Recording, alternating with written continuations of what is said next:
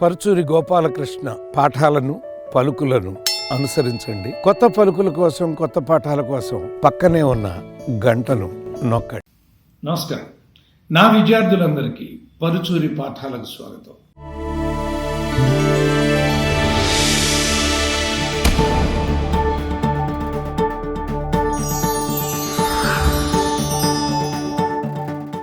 మొన్న సింహ విన్న తర్వాత బోయపాటి సీను ఫోన్ చేశాడు.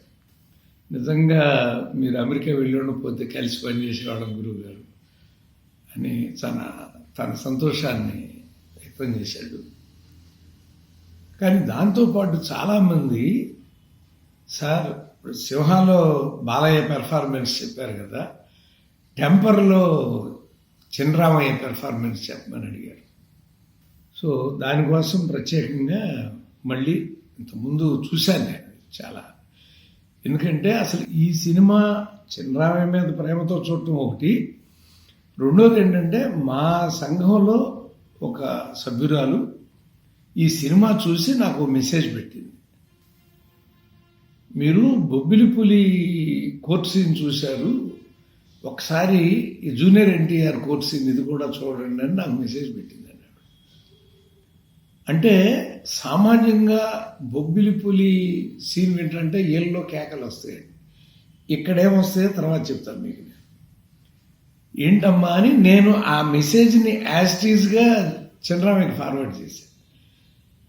థ్యాంక్స్ చెప్పాను రానా అని అతను మళ్ళీ నాకు అప్పుడు మెసేజ్ చేశాడు. బట్ నేను సినిమా చూశాను. ఒకాంతం వంశీ కథ, ముగ్గురు కో రైటర్స్ ఉన్నారు. పూరి జగన్నాథ్ మాటలు, స్క్రీన్ ప్లే, దర్శకత్వం. బండ్ల గణేష్ అంటే సామాన్యంగా ఎన్టీ రామారావు ఒకసారి నాతో మాట్లాడినాడు. బ్రదర్, దొడ్లో సుడిగల ఆవు ఒకటి ఉంటే దొడ్డి మొత్తం బాగుంటుంది, సుడి తక్కువ ఆవు ఉంటే దొడ్డి మొత్తం దెబ్బతింటుంది అనేవాడు ఆయన. అలా మంచి ఆ టైంలో ఇతను టెంపరు, గబ్బర్ సింగ్ చూశారు కదా. బండ్ల గణేష్ పేరు ఉంది అంటే ఇక ఆ సినిమా హిట్ అన్నట్టు.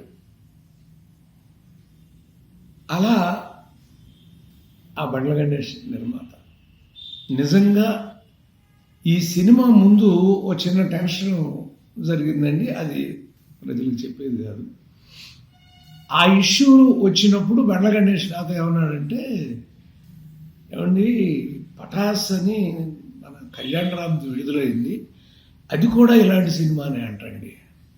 అదేంటంటే వన్స్ ఎ థింగ్ ఫార్ములా, అంటే బ్యాడ్ మ్యాన్ గుడ్ మ్యాన్గా మారిపోవడం, ఇదే థీరీ.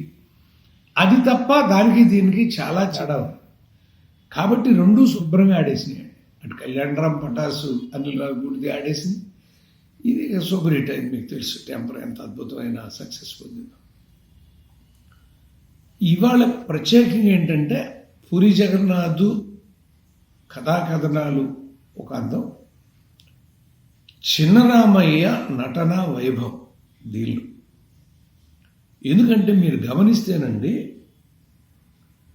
మొన్న సింహ చెప్పినప్పుడు చెప్పాను మీకు, బాలయ్య గమ్మత్తుగా డైలాగుని చేశాడు. చినరామయ్య తన బాడీ లాంగ్వేజ్కి అలవాటు లేని లౌడ్గా డైలాగ్ చెప్పాడు. మీరు గమనించారు లేదు? ఇంతకుముందు నేను చూసినప్పుడు నేను అది గమనించలేదు, ఈసారి గమనించా.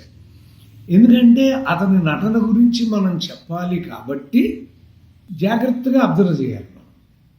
లౌడ్గా ఎందుకు వస్తుందంటేనండి, ఒక గిల్టీ కాన్షియస్ ఉన్న మనిషి తన్ను ఎవరన్నా ప్రశ్నిస్తారేమో అనే అనుమానం కనుక వస్తే లౌడ్గా మాట్లాడతారు.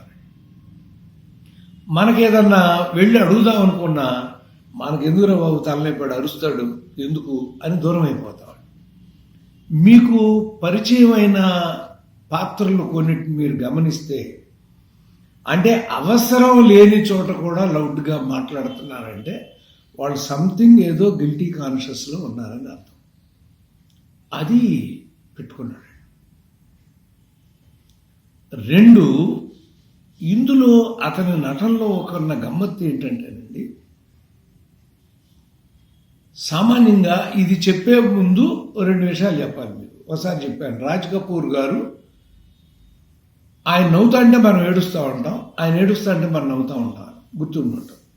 ఇందులో ఆ సిస్టమ్ని చిన్నరామయ్య ఫాలో అయ్యాడు.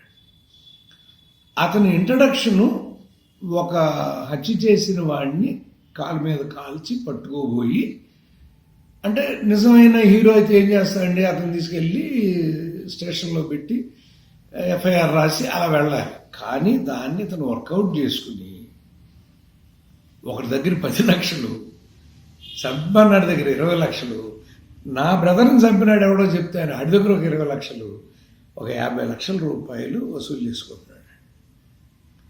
నిజాన్ని మనకేం రావాలండి, హీరో ఏంటి ఇలా చేస్తున్నాడు, ఇంత బ్యాడ్గా బిహేవ్ చేస్తున్నాడు, లంచగొండా అని మనకి అనిపించాలి.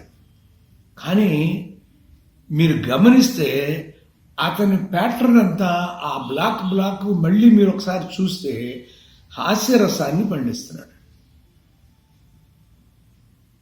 అంటే మన నవ్వు వస్తాడు.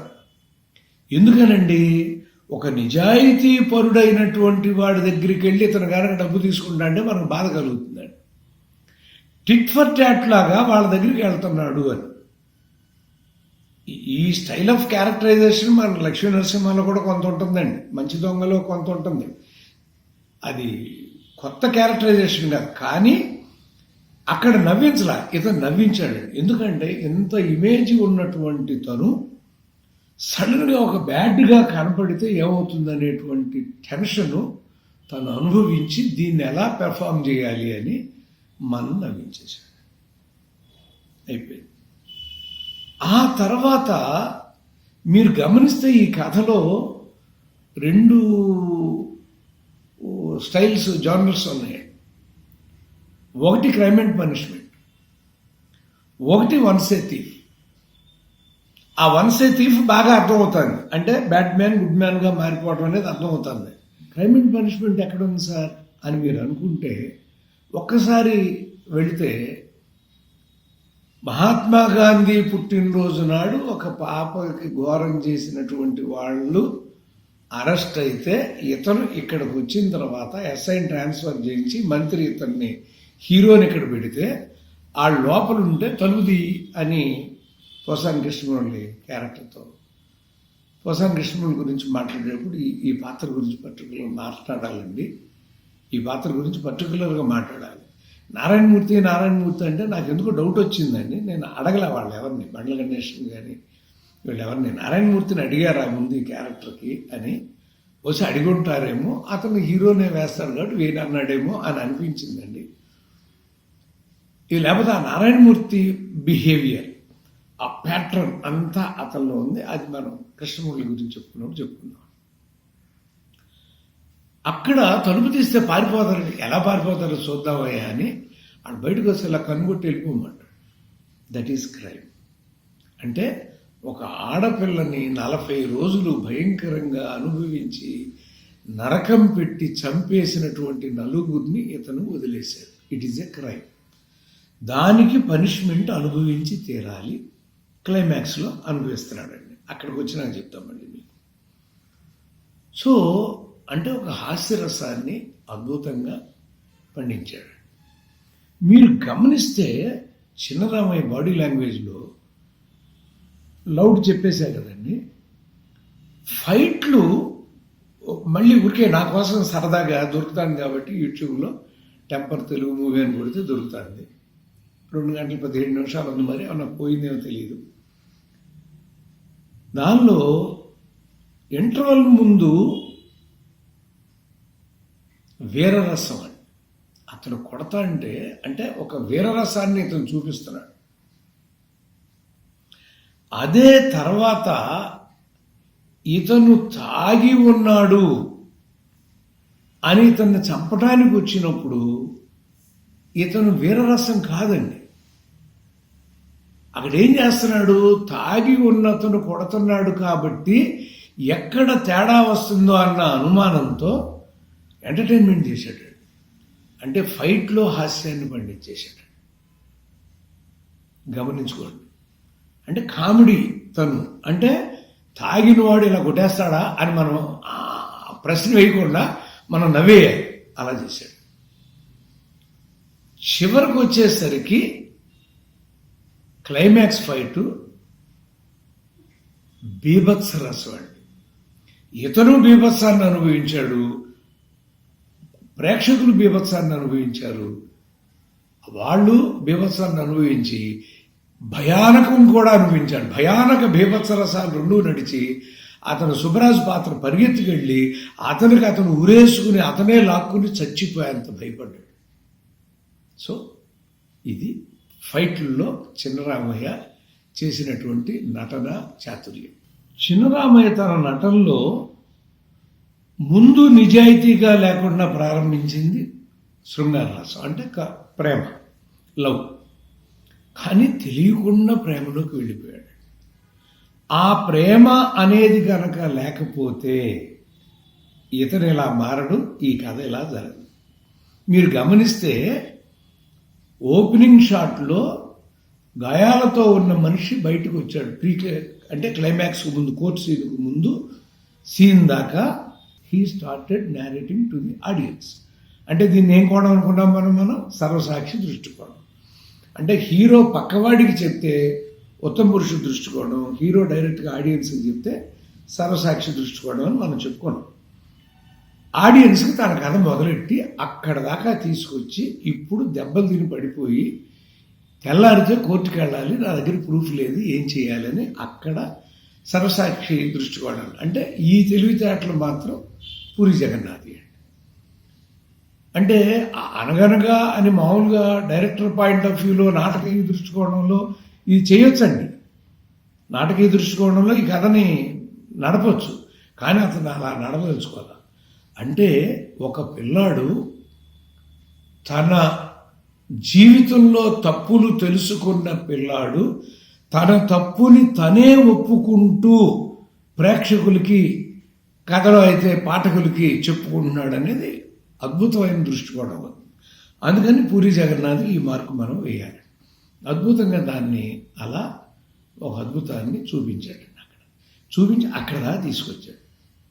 ఇప్పుడు మనం ఫైట్లో చేసామన్నాం కదండి. ప్రేమ కోసం ఓ చిన్న, అంటే ఇతనిలో మార్పు రావడానికి ప్లాట్ పాయింట్కి ఏం చేశారు, ముందు తెలియకుండా ఆ అమ్మాయి అక్క అనుకుని హీరోయిన్ని తీసుకెళ్ళిపోయారు.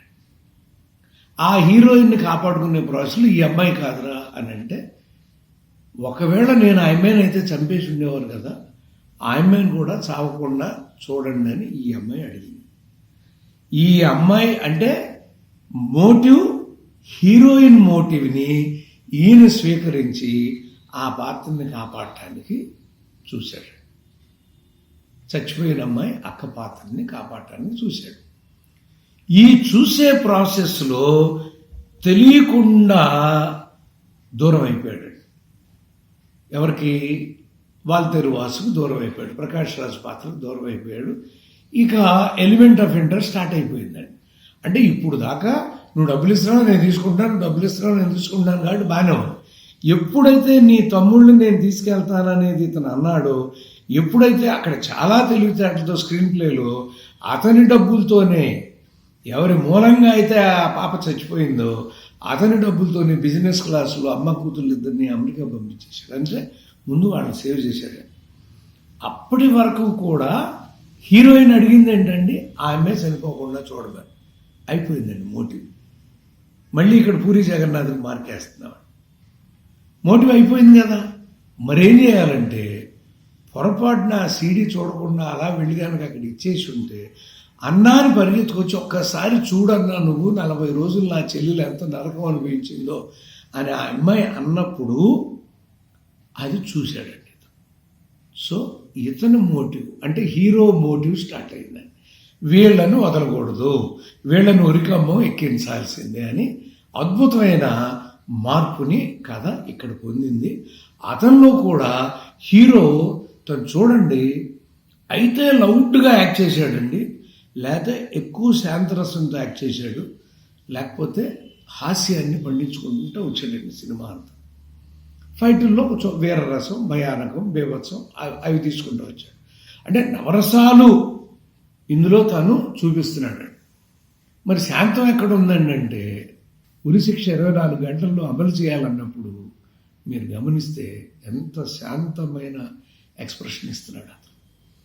మరి అతను శాంతం అనుభవిస్తున్నాడు, మేము ఏడుస్తున్నాం కదండి అంటారు మీరు. ఎస్, విరాట పర్వంలో అర్జునుడితో కలిసి ఉత్తర కుమారుడు వస్తాడు. కౌరవ సైన్యాన్ని చూసి రేలంగారు వేశాడు ఆ పాత్ర. గగ్గ అని వణుకుతూ ఉంటాడు. అతను ఏం అనుభవిస్తున్నాడు? భయానక రసాన్ని అనుభవిస్తున్నాడు రేలంగారు. కానీ ఆడిటోరియం ఏమనుభవిస్తుంది? హాస్య రసాన్ని అనుభవిస్తుంది. సేమ్ ఇక్కడ కూడా జరిగింది. ఒక ఎక్స్ట్రాడినరీ పెర్ఫార్మెన్స్. కోర్టు సీన్లో లాయరే తన్ని మోసం చేశాడు అని చెప్పిన తర్వాత ఒక మాట కూడా అంటాడు, నేనుగా ఉండుంటే 25 సీడీల్లో 30 సీడీల్లో తీసి పెట్టుకుని ఉండేవాడిని. నేను మారిపోబట్టి ఆడు మోసం చేసేసాడు, సీడీని ఎంటీ చేసేసి ఇచ్చేసి బయటపడిపోయాడు. ఇప్పుడు ఇతను ఎలా బయటకు వస్తాడు? ఆల్మోస్ట్ చంపించేయబోయాడు. అంటే తన మోటివ్ కోసం ప్రాణాలు ఇవ్వటానికి కూడా సిద్ధపడ్డాడు. ఇక్కడి నుంచి కోర్టుకు వచ్చేది ఏం చేస్తాడో మనకు ఎవరికి అర్థం కాలేదండి. కోర్టులోకి వెళ్ళే వరకు కూడా అర్థం కాల. అది స్క్రీన్ ప్లే బలమండి, బిగింపు అంటాం. దొరకనివ్వకూడదండి. ఎందుకంటే ప్రెడిక్ట్ చేశారంటే దొరికిపోతాం. సడన్గా అక్కడికి వెళ్ళి నేనే సాక్షిని, వాళ్ళ నలుగురితో పాటు నేను కూడా ఆయన మీద మానభంగం చేశాను. 40 రోజులు ఎలా చిత్రహింసలు సీడీలో చూశాడో అవన్నీ ప్రత్యక్ష సాక్షిగా తను ఉన్నట్టుగా అబద్ధం చెప్పేస్తున్నాడు. అతను ఒప్పుకుంటుంటే మనకేం రసం వస్తుందండి? క్రోధంతో అరుస్తున్నట్టుగా ఉన్నాడు అతను. కానీ మనకు కన్నీళ్ళు వస్తున్నాయి. కరుణ రసాన్ని మనం అనుభవిస్తున్నాం. ఉరిశిక్ష అతనికి పడింది, త్యాగం చేశాడు అతను. మనకి ఏడుపు వస్తుందండి. బయటకు వస్తే పోసాని కృష్ణమురళి పాత్ర, నువ్వు అన్నది కరెక్ట్ అని ఒక డైలాగ్ వేశారు, ఈ సునామీలో నువ్వు కొట్టుకుపోతే బాగుండు అని. మీరు చెప్పింది కరెక్టే మూర్తి గారు, వెళ్ళిపోతున్నాను నేను అన్నప్పుడు మనం ఏడుస్తున్నాం. అంటే కరుణ రసాన్ని తను యాక్ట్ చేయట్లా, తను ఏడుస్తూ మన ఏడిపించడం అది కరుణ రసం. కానీ తను శాంతంగా చెప్తున్నాడు. తను శాంతాన్ని అనుభవిస్తా మనందరికీ కరుణ రసం వచ్చేలాగా చేశాడు, మన కన్నీళ్ళు పెట్టించాడు. సో ఆ పెర్ఫార్మెన్సుల్లో డిఫరెంట్గా వెళ్తే ఇంకొకటి తప్పనిసరిగా చెప్పాల్సింది, క్రైమ్ అండ్ పనిష్మెంట్ భరణి గారి ఆస్తి పోవటానికి కారకుడయ్యాడు. అది కూడా క్రైమ్ అండ్ పనిష్మెంట్లో భాగమేనండి. మళ్ళీ ఆయన ఆస్తి ఆయనకి ఇచ్చే ముందు ఇది అప్పుడు ఏం చేద్దాం అనుకున్నామంటే ఈడ్చిపెట్టి కొడదాం అనుకున్నాను అంటే, కొట్టండి సార్ అని అంత హీరో భరణితో చెంపదెబ్బ తింటాం. సామాన్యంగా హీరోలు చెంపదెబ్బ తింటే థియేటర్ భరించలేదు. అతను అడిగి కొట్టించుకున్నాడు. అంటే చంద్రరామయ్య ఒప్పుకోకపోతే డైరెక్టర్ సాహసం చేయడు, ఆ చెంపని కొట్టిస్తాను. ఎందుకంటే బికాజ్ 360 సినిమాలు రాసింది మేము, ఒకటి వచ్చినప్పుడు ఎంత డిస్కస్ చేసుకునేవాళ్ళము, హీరోలతో ఎలా మాట్లాడేవాళ్ళము, హీరోయిన్తో ఎలా మాట్లాడేవాళ్ళము, ప్రొడ్యూసర్లు డైరెక్టర్లు అలా మాట్లాడేవాళ్ళం మాకు తెలుసండి. ఒక భరణి పాత్ర ఆయన్ని కొట్టడం అంటే, కానీ దీనికి ఒక అద్భుతాన్ని ఎక్కడికి ఒరే నువ్వు అనాథవరా అని ప్రీ క్లైమాక్స్ ఫైట్లు అదే కామెడీ చేశాడని అనే తాగిపోయి, అక్కడ నువ్వు అనాథం అంటే నేను అనాథరేంట్రా, నాకు తండ్రి ఉన్నాడు అని భరణిని చూపించాడు. నాకు తల్లి ఉంది అని ఆ చనిపోయిన అమ్మాయి తల్లిని చూపించాడు. నాకు చెల్లెలు ఉందని అన్నా అని ఆయమే బయటకు వచ్చాడు. నేను షార్ట్ చేశాడు. ఎంతమంది ఉంటే నేను అనాథం ఏంట్రా అన్నాడు. అంటే ఫుల్ఫిల్నెస్ ఆఫ్ ది క్యారెక్టర్ తెచ్చుకున్నాడు. తెచ్చుకుని ఇంతమంది ఇంత నమ్మి, ఒక తండ్రి నాలో కొడుకుని, ఒక తల్లి నాలో అన్నను, ఒక చెల్లి ఇంతమంది చూస్తే, నాకు ఎంటైర్ పోలీసులు సెల్యూట్ కొట్టిన తర్వాత ఆ సీడీ పోయింది అంటే తను 0 మార్క్స్కి వస్తాడు. కాబట్టి అంత సాహసం చేసి తన మీద ఆ తప్పు వేసేసుకుని వెళ్ళాడు. ఈ క్లైమాక్స్ మామూలుగా లేదండి. అయితే మేము ప్రజాస్వామ్యం వీటిలో చేసాం. మీకు ఒకసారి నేను ప్రజాస్వామ్యం గురించి చెప్పాను. అక్కడ కూడా లాస్ట్ మినిట్ వరకు జడ్జి గారి దగ్గరికి వెళ్ళి, గవర్నర్ గారి దగ్గరికి వెళ్ళి, వీళ్ళు ఉన్న జడ్జి గారు అని మురళి అరవటంతో ఆపేశారు. కట్ చేస్తే ఆపండి, మిమ్మల్ని వదిలేయమన్నారు. యాక్చువల్గా ఇక్కడ మళ్ళీ మార్కు చిన్నరామయ్యకి ఇతనికి చెరొక మార్క్ అండి డైరెక్టర్ పూరి జగన్నాథ్. ఎందుకంటే ఇతను ఏదైతే కోరుకున్నాడో వాళ్ళ నలుగురు ఉరికమ్మ ఎక్కాలని అలా నిలబడి చూడొచ్చండి. వాళ్ళ నలుగురు అలా గిలగలా తన్నుకుంటా అంటే ఇప్పుడు ఇంటర్కట్లో ఆ పాప షాట్లు వేసేస్తే బ్రహ్మాండంగా ఉంటుంది. కానీ అలా చేయలే, బికాస్ ఈజ్ ఏ పెచ్చ మాస్ హీరో. ఏంట్రా ఈయన్ని ఎదురుగా పెట్టి అలా చచ్చిపోతుంది. అందుకని ఆయన వదిలేటువంటి మమ్మల్ని కూడా వదిలేమని ఆడ తిరగబడితే అసలు బేభత్సరాసం చెప్పాను కదా, ఫైట్లో బేభత్సాన్ని అంటే యాక్చువల్గా ఫైట్ అంటే వీరరసం అంటాడు, హీరో కొడతంటే వీరరసం. కానీ వాళ్ళకి భయము బీభత్సవం కలిగేలాగా చేసుకుంటూ వచ్చాడు. కాబట్టి టెంపర్ ఈసారి మీరు చూసేప్పుడు దయచేసి నా కోసం, కానీ మీరు అడిగారు తన అద్భుతమైన పెర్ఫార్మెన్స్ చెప్పమని. ఆ కరుణరసాన్ని తను యాక్ట్ చేయకుండా మనతో చేయటం, బీభత్సాన్ని తను అనుభవించకుండా మనకు కలగజేయటం, భయానకాన్ని తను అనుభవించకుండా మనకు కలిగేలా చేయటం, ప్రేమ మాత్రం అతనితో పాటు మనకు కూడా కలుగుతుందండి. ఎందుకంటే అది లవ్ కాబట్టి అది మనకు కూడా కలిగేలా చేయటం. ఇట్లా 9 రసాల్ని అద్భుతంగా నటించుకుంటూ వచ్చి ఒక డిఫరెంట్ క్యారెక్టర్ని అర్థం చేసుకుని, అంటే అంత లౌడ్గా నాకు తెలిసి మళ్ళీ ఏ సినిమాలో అయినా అరిచాడో అలా నాకు తెలియదండి. అసలు ఎంత లౌడ్గా ఉంటుందో అసలు చిన్నరామయ్యనా ఈ డైలాగ్ చెప్తుంది. ఎందుకంటే అప్పుడు చూసినప్పుడు నాకు అనిపించలా, ఇప్పుడు అతని పెర్ఫార్మెన్స్ కోసం చూస్తున్నప్పుడు అనిపించింది. ఎందుకంటే అది అర్థం చేసుకున్నాడు, గిల్టీ కాన్షియస్తో అది అరుస్తూ చేసిన చిన్నరామయ్య.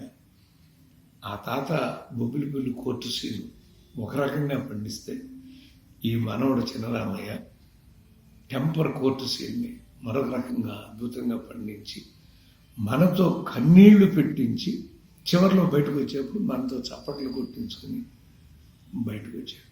ఆ సీడీ ఇతను తీసేసి ఉంటే మనకి ఇంత ఇన్వాల్వ్మెంట్ రాదండి. అది పూరి జగన్నాథ్ మార్కు.